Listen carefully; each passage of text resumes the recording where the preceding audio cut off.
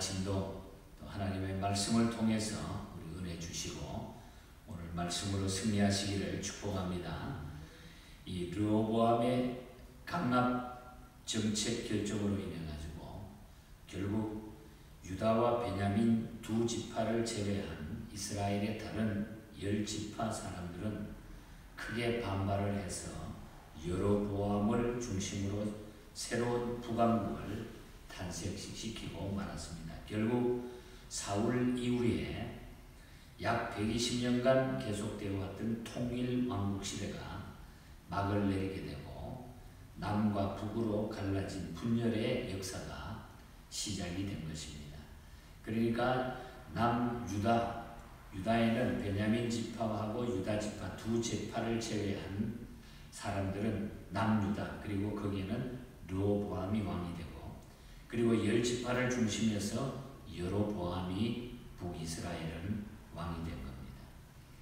하지만 이제 이 분열의 역사가 어제 아침부터 쭉 봤습니다만 역사가 시작되는 가운데 오늘 이 본장에 와서 11장에 보면은 분열의 이 아픔을 딛고 다시 평정을 찾아가는 예수 그리스도의 줄기가 되는 이 남왕국 유다의 강성한 모습을 쭉 소개하고 있는 말씀을 보게 됩니다.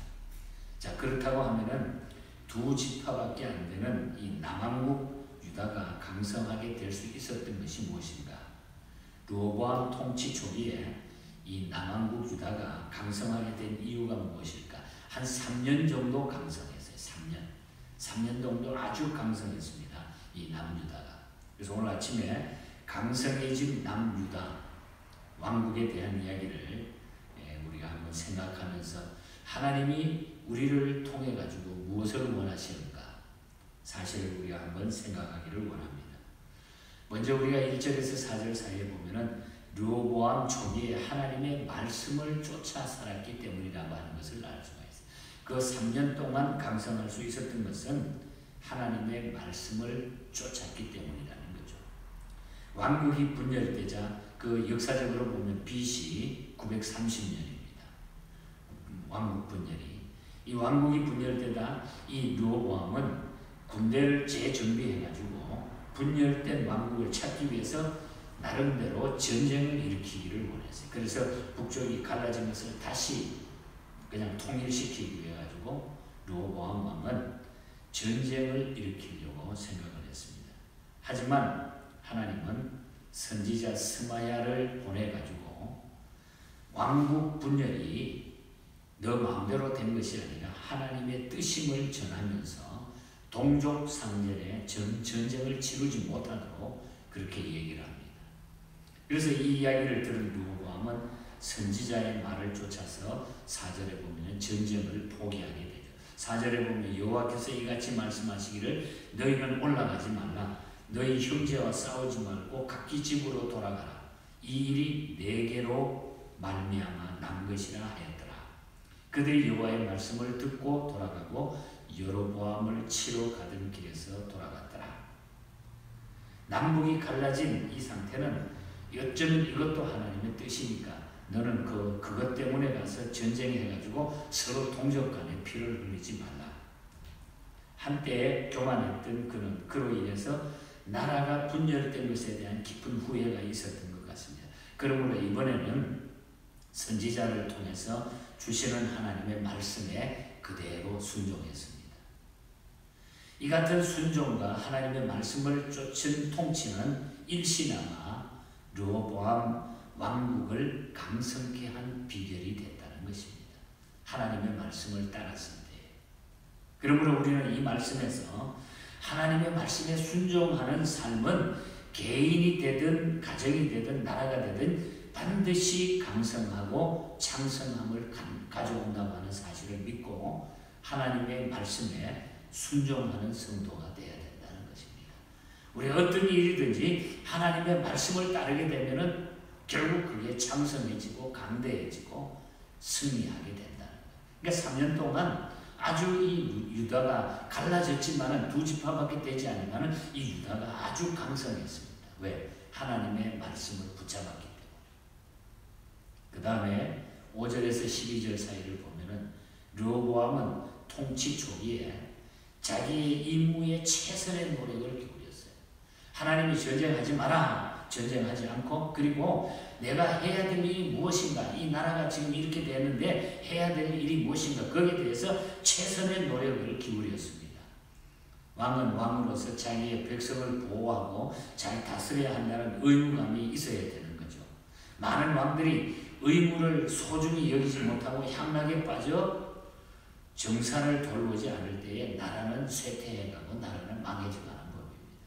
하지만 이 르호보암은 통치 초기에는 분열된 왕국이지만 온전히 치리하기 위해서 유다와 베냐민 땅에 여러 성읍들을 건축하는데 최선을 기울인 겁니다. 5절에서 12절 보면 아주 자세하게 성읍 이름까지 나열해 놓은 것을 보게 되죠. 이것은 북쪽으로 북왕국 이스라엘의 침입을 막기 위함이고, 또 남쪽으로는 그 당시에 애굽이 자리 잡고 있었기 때문에 애굽의 공격을 방비하기 위함입니다.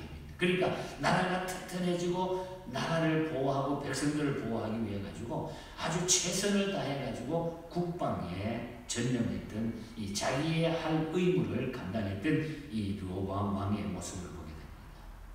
우리가 이 말씀을 보면서 우리가 온전한 믿음 생활이라고 하는 것은 하나님께 온전히 맡기고 기도하면서 우리가 최선을 다하는 노력이 필요하다는 거예요.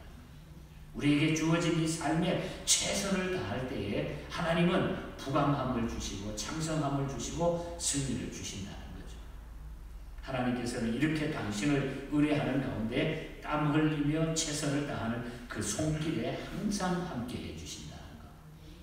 기도와 함께 최선을 다하는 믿음의 노력은 참으로 귀하고 값진 것이 되는 것입니다. 기도하면서 최선을 다하며 행동하는 신앙을 가지고 이 마지막 때에 우리가 아무리 어렵고 힘들어도 우리의 환경이 바뀌고 힘들어졌다 할지라도 오늘 통치 초기에 하나님 앞에 최선을 다해서 선지자의 말을 듣고 하나님의 말씀에 순종했던 이 모습처럼 오늘 우리도 하나님 앞에 순종하는 말씀을 붙드는 이런 승리자가 되시기를 축복합니다. 그러면 하나님이 감사하게 붙잡아 주신다. 그리고 또 하나 중요한 것은 본문에 보면 13절에서 17절에 보면 제사장들과 레위인들이 르호보암에게로 나왔기 때문에 르호보암에게로 돌아왔다는 거예요. 주의 종들이 다시 자기 위치대로 컴백했다는 거죠. 북왕국 여로보암은 이제 남북이 갈라져 가지고 북왕국의 왕이 된 여로보암은 나라를 건설하고 단과 베델 사이에 산당을 세우고는 우상 숭배 정책을 제일 먼저 실시해요. 하나님을 떠나가지고 우상 숭배를 시작을 합니다. 그리고는 제사장들하고 레위인들을 다 쫓아버리는 거예요. 북왕국에 있던 모든 이 주의 종들을 다 내쫓아버립니다.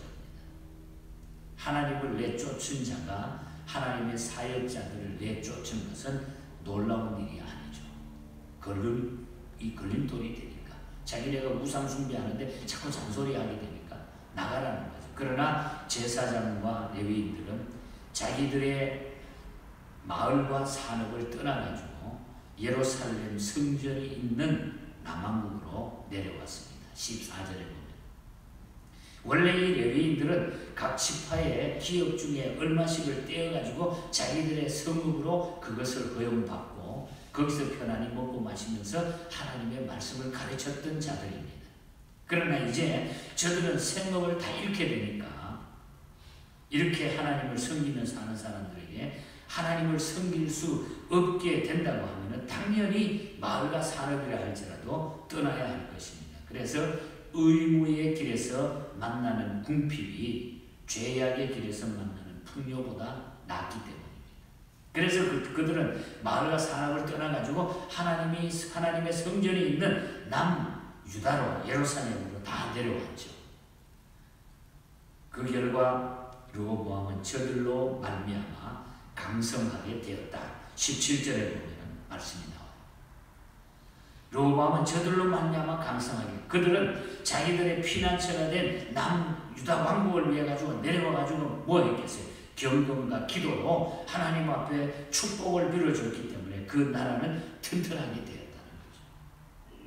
이렇게 주의 종들을 보호하는 것은, 교회를 보호하는 것은, 하나님 편에 선다고 하는 것은 국가의 이익이 되고 국력의 신장의 보탬이 되고 그 나라가 든든히 써가는 최강의 힘을 가지게 된다는 사실을 우리가 잊어버리면 안 된다. 나라를 위해서 기도하는 사람들이 누굽니까? 구원받은 하나님의 백성들이 나라를 위해서 기도하고 선을 위해서, 좋은 일을 위해서. 그래서 기독교 국가는 강할 수밖에 없어요. 기독교 국가가 잘 살 수밖에 없고 창대케 될 수밖에 없어요. 북한이 저렇게 되는 이유는 하나님을 배신하고 우상 숭배에 신이, 자기네가 사람이 신이 되어 있기 때문에 저 꼴을 면치 못하는 것을 우리는 이미 알고 있는 것입니다. 16절에 보면 하나님께 제사하고자 이 사람들이 내려왔다. 하나님 앞에 예배드리기 위해서 내려왔다. 얼마나 이거 굴러 떡이죠. 생각합니다. 가만히 있어도 북왕국에서 그냥 쫓아내주니까 얼마나 감사한 일입니까? 하나님의 뜻에 순종하면 이런 놀라운 역사가 일어나는 겁니다. 그리고 마지막 18절부터 23절까지는 르호보암 왕의 가족들에 대한 이름들을, 명단들을 소개하고 있는 것을 보게 됩니다. 오늘 우리가 11장을 통해서 받는 교훈은 르호보암은 하나님을 대적하고 하나님 앞에 잘못했지만 3년 동안은 철저하게 하나님 중심으로 똘똘 뭉쳐가지고 할 일하고 하나님의 말씀을 받아들이고 그 말씀대로 순종했을 때에 아주 강한 3년이 됐지만, 그러나 3년이 딱 지나고 나서 이 교만하기 시작하죠. 하나님 없이도 잘할 수 있다. 그냥 교만하기 시작해가지고 다음 장 내일 아침에 보면 12장에 가면은 르호보암이 금방 타락합니다. 그러니까 뭐 하나님 앞에 불순종하고 교만해지니까 하나님은 그냥 두시겠어요? 나라는 또 어려워지게 되는 것이 바로 나타나는 역사입니다. 우리가 이 역사들을 쭉 살펴보면서, 하나님의 역사들을 살펴보면서 하나님 떠나면 안 된다는 거, 교만하면 안 된다는 거, 그러나 말씀 붙들고 우리가 가면은 된다는 거예요. 아무리 어려운 환경 가운데서도 작아졌든 커졌든 간에 하나님 말씀 붙들고 순종하게 되면 결국은 거기에 승리가 있고 축복이 넘친다는 거죠. 오늘 이런 믿음을 가지고 환경을 탓하지 말고 어떤 환경 가운데서도 우리는 말씀을 붙들고 맡은 일에 대해서 최선을 다하는 이런 믿음의 승리자들로 날마다 주님 앞에 서는 그날까지 승리하시기를 주님 이름으로 간절히 축복합니다. 하나님 아버지 감사합니다. 어떤 환경 가운데서도 하나님 말씀 붙들고 또 맡은 귀한 일을 최선을 다하는 자들에게는 강성함을 주시고 승리를 주시는 것을 오늘도 말씀을 통하여 기억했습니다. 하나님, 이 말씀이 오늘 이 시대에, 지금 이 시간에, 이 아침에 우리 개인에게, 우리 모두에게 주시는 말씀인 것을 믿고 하나님 앞에 잘 간직해서 남은 생에 하나님 앞에 승리하게 하여 주시옵소서. 환경 탓하지 않고 언제나 어떤 환경 가운데서도 주님 말씀 붙들고 예배의 승리자, 기도의 승리자, 모든 말씀의 승리자들이 되게 하여 주시옵소서. 오늘 하루도 이 믿음으로 우리 모든 예언의 가족들 곳곳에서 승리하게 하시고, 특별히 베풀어 주신 또한 사업터, 또 직장들 위해 늘 하나님의 보호와 축복이 넘쳐나게 하여 주시옵소서. 몸이 연약한 사랑하는 교우들 이 시간도 지켜주시고, 병마와 싸우는 사랑하는 종들에게 위로가 있게 하시고 하나님의 승리가 있게 해주시고, 이 일들을 통하여 기도함으로 말미암아 주시는 하나님의 평안과 소망이 있게 하여 주시옵소서. 거룩하신 예수님 이름으로 기도하옵나이다. 아멘.